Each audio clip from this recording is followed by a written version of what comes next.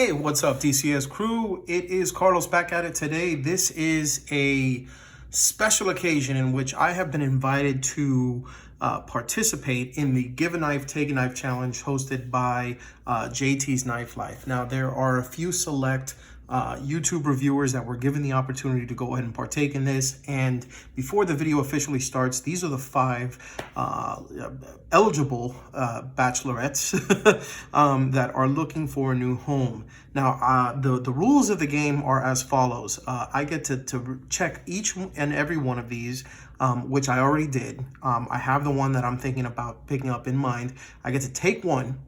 And yeah, it stays with me, but the caveat is that I have to leave one in return.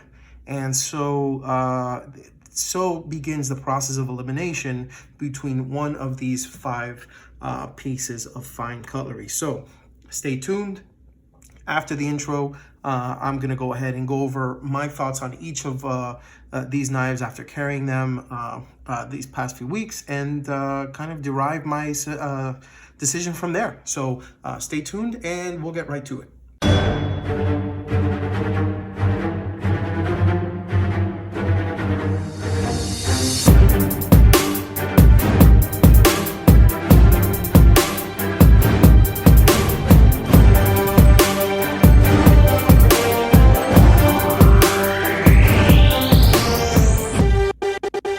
Welcome back. So without any further ado, let me go ahead and introduce the players to the game. I'm going to start from smallest to largest, or in this case, fattest to, well, biggest. Okay, so this guy right here is an interesting little gent, and this one actually was put into the fray by Ray from the Everyday City Carry channel. This is the, and I apologize if I'm butchering this name, but this is the stub from the, let me see, what was the name? Menovad, I believe. And again, I apologize if I got the name, it sounds bad, but CTS XHP steel. This is a Tonto, a nice little stubby flipper frame lock with no clip, made in the USA. Excellent lockup. I don't know if you heard that. The detent on that. I mean, just listen to this. Super snappy. It's got a nice little, I want to say these are brass right here. And the only marking that you have on this entire knife that would designate what it is, which by the way, titanium and stonewashed frame lock. The only parts that would designate anything on here is this little part right here that has the insignia of the company, which is right here. You get a nice little box, you get a nice little certificate of authenticity, and you get a little, basically a little a pouch to be able to go ahead and place it in. So I chose to not pick this one because I am a folder guy that requires even my smaller ones, with the exception of maybe my Swiss Army knife or something like, you know, a case knife, something like that, to have a pocket clip. And this one does not. I could use it. I mean, it's actually pretty functional. You know, you can place it in your hand, and I was actually able to go ahead and make some nice precision cuts with this tip right here. You know, it's a cool little thing to have. It's got a little lanyard hole here to be able to go ahead and put a lanyard on and make the grip a little bit, you know, longer. It just ended up not being for me. I feel like this is too nice of a knife and too expensive. I mean, this is in the 300 plus range to be able to go ahead and place in my pocket and just leave it there without, you know, a clip or anything, keeping it at the top of my pocket. It would be basically at the bottom with my keys or my Swiss Army knife or any other, you know, things that would actually damage this. So I would hate to do that. Plus, being that it's a flipper, you know, and great action, by the way, it's not something that I feel that would work well sitting at the bottom of my pocket. So this one has to go, sorry. Okay, now on to the next one. This is from Case Knives. This is actually one from their XX line, which is from the USA. They use True Sharp steel for this particular blade, which is a teardrop blade shape.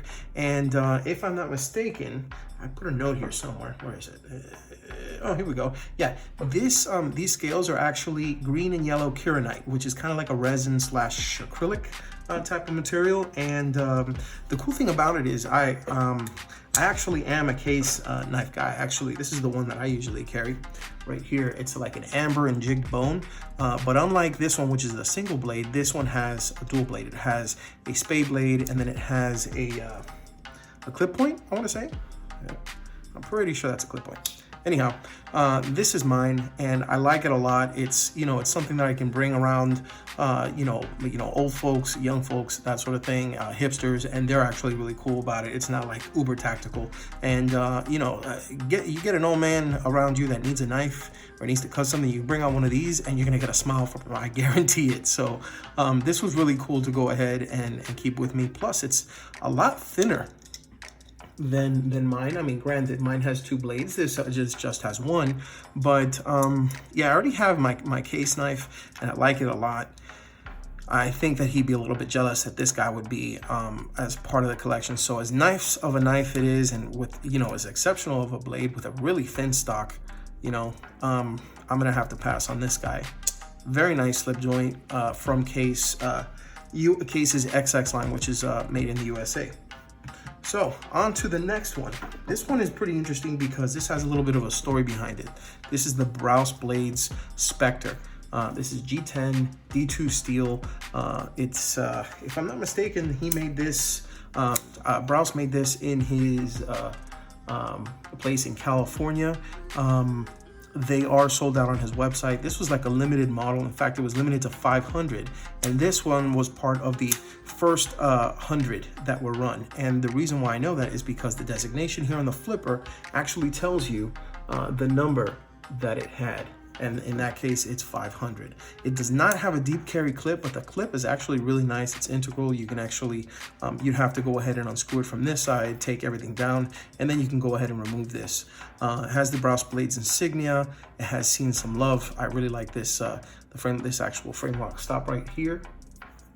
And a nice G10 slab on one side without a liner, and the frame lock on the other. It feels like, you know, Browse wanted to go ahead and create something that kind of deviated from his normal set of knives, and he wanted something that he could use while he was maybe at church or in the office, you know, or something like at a meeting.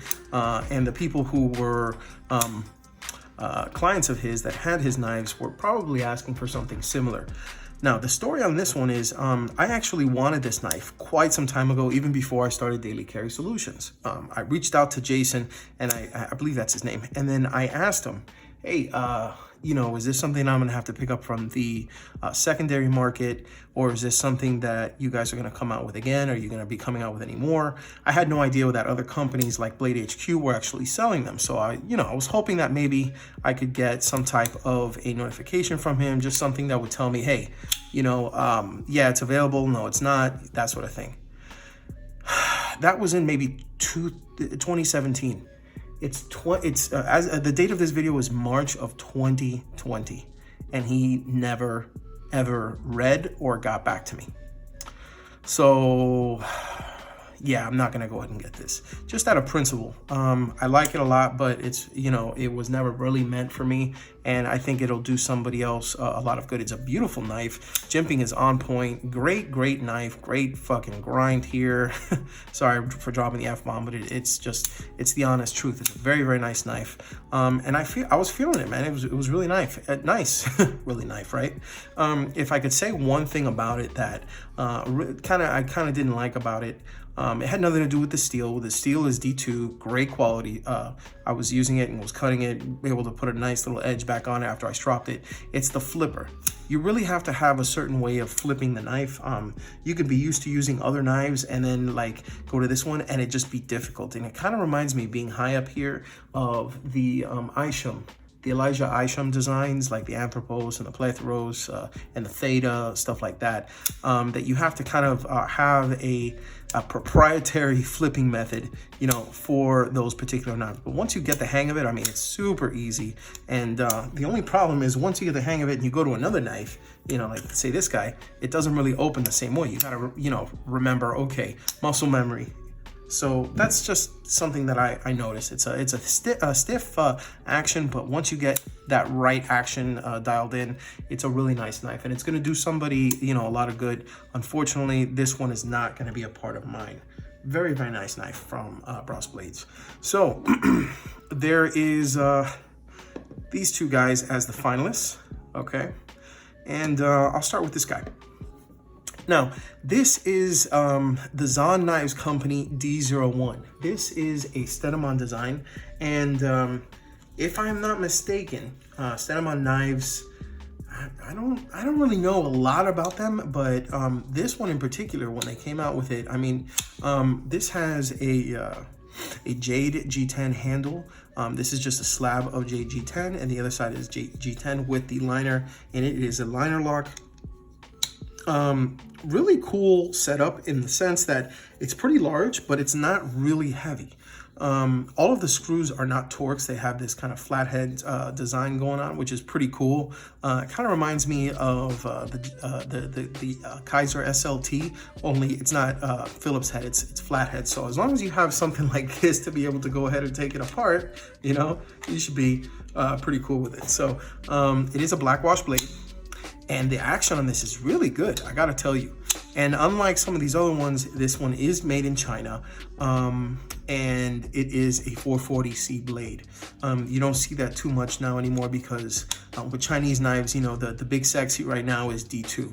440C is actually much more corrosion resistant than D2, which is a semi-stainless steel. This is a stainless steel, and aside from that, it's also been black washed. It's kind of like a black stone wash finish on here. It's got a nice little edge. I mean, the grind on it is actually really good, and it feels good in the hand, even though it's a very big knife. Just so you can see, this is the Buck Vantage Pro Large, if I'm not mistaken, and look how much bigger it is. Let me see if I can bring another knife so you can see. This is the Spyderco Para 3, and yeah, still towering quite a bit above those two. So this was one that I wore basically on Fridays or on the weekends and stuff like that.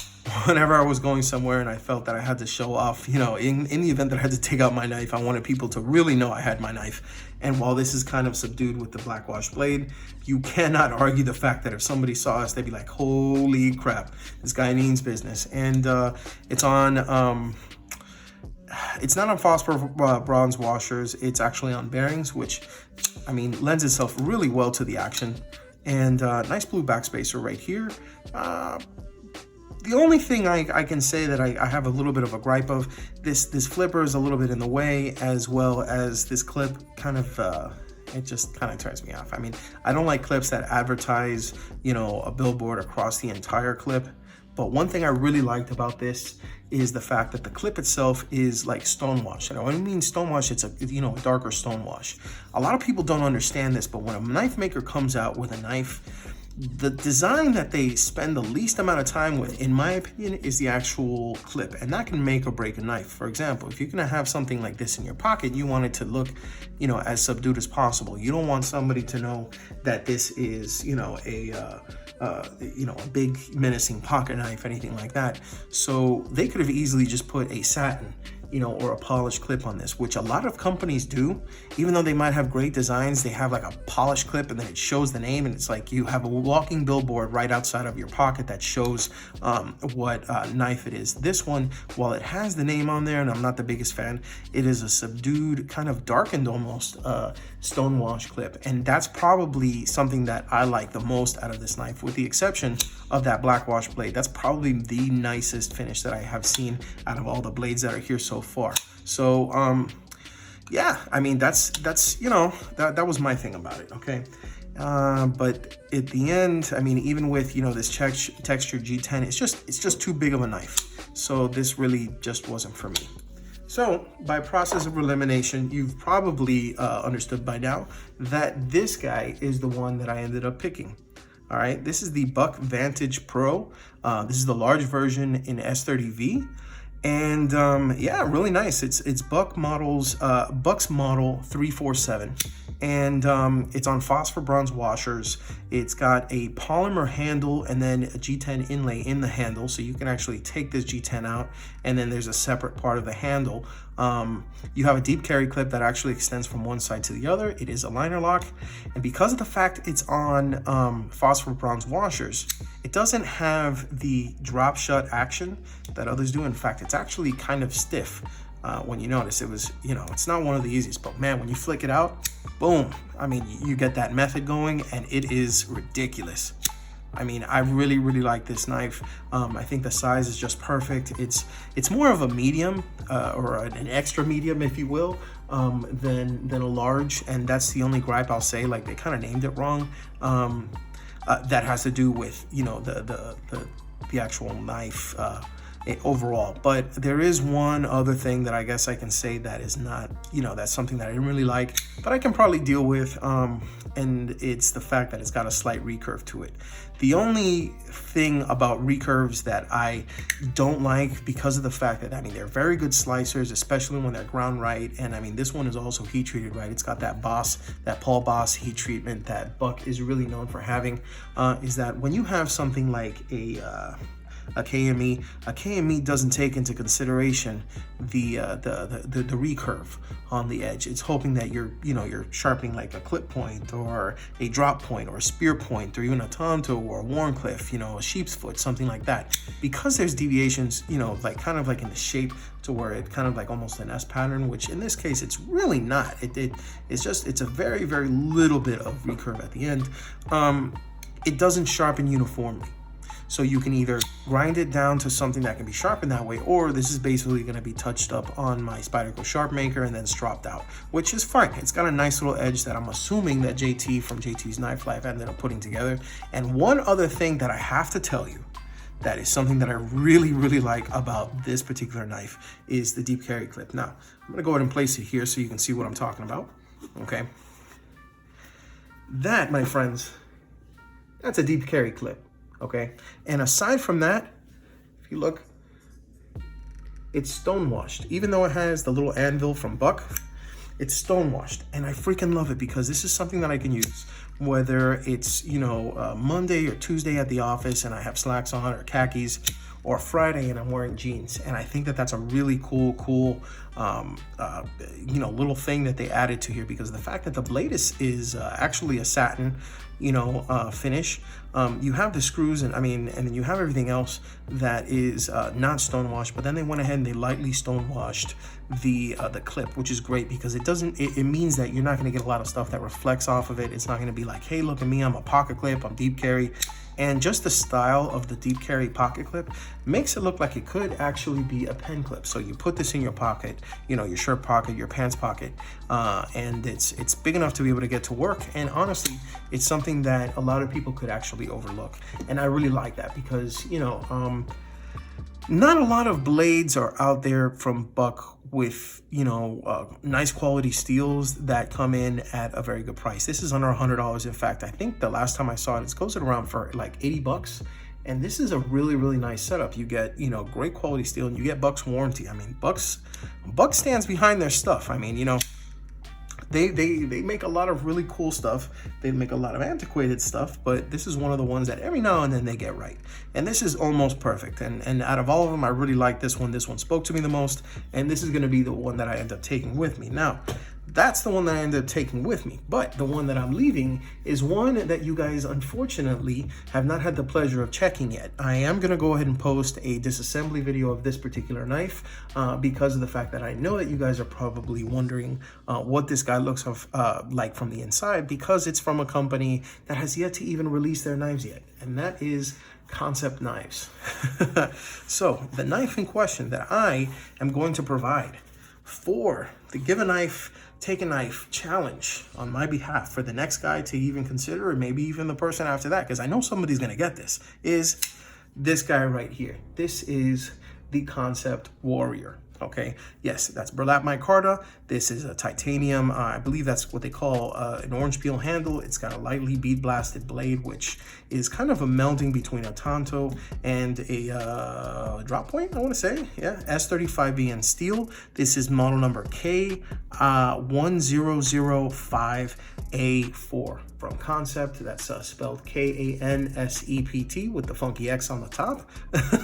And this is a Kim Ning design. The cool thing about this is that it is so new that it has yet to even hit the Concept website. They have models that are already slated to be able to be released, and this is one that was personally given to me over at SHOT Show 2020 by Joyce, one of the reps for formerly from Kaiser with Kim Ning, but she actually crossed over with Kim Ning when he started this particular line of knives. It's got that skeletonized flipper right here. It's got a nice little thumb hole, which you can use as well. It's a frame lock, very, very nice, runs off of washers, very smooth action. I took it apart, I cleaned it up, I lubed it, and I you know, put it back together. Really, really nice. It's gonna make somebody very happy. And then I'm gonna tell you this right now, these, when they come out, the minimum that you're gonna see something like this go for is about $180 to $200. So somebody's gonna get a concept, a prototype that's worth at least almost about $200 when it hits the market. S35VN steel from a proven designer like Kim Ning, who's come out with a bunch of stuff through, you know, Kaiser and Tangram. And I mean, you've got a couple of ways to be able to go and deploy it. You can use the thumb hole that's there that you can use on either side, and you can use the flipper. Now, the only problem is that the clip itself is only milled for right-hand tip-up carry. It's got a really nice lanyard area right here if you want to be able to go ahead and attach a lanyard to it. I mean, that would be really nice if you could get like those leather shoelace straps and be able to go ahead and set it up to the bottom of this. I think that would make it look really nice. It looks kind of like rustic, but forward thinking as well. So it's you know, I like that micarta inlay, and it's actually pretty smooth. It'd be nice to be able to see if I could rough that up, but I don't think I can. Yeah, I guess I'll leave that for the next guy. So this is the concept warrior that is going to be left in place of the Buck Knives Vantage Pro Large that I went ahead and I picked up from the Give a Knife, Take a Knife. Thanks so much for letting me be a part of this, and it's gonna go ahead and be mailed out to the next guy, sans this, plus this, to be able to go ahead and figure out what they are gonna take home. So be sure to go ahead and check that out. Be sure to go ahead and check out JT's Knife Life if you haven't already had the chance. And thanks so much, guys, for taking a moment to review this. And remember, no matter what it is that you EDC, just remember, if you EDC, think of DCS. Thanks so much for watching, guys, and I'll see you next time. Take care.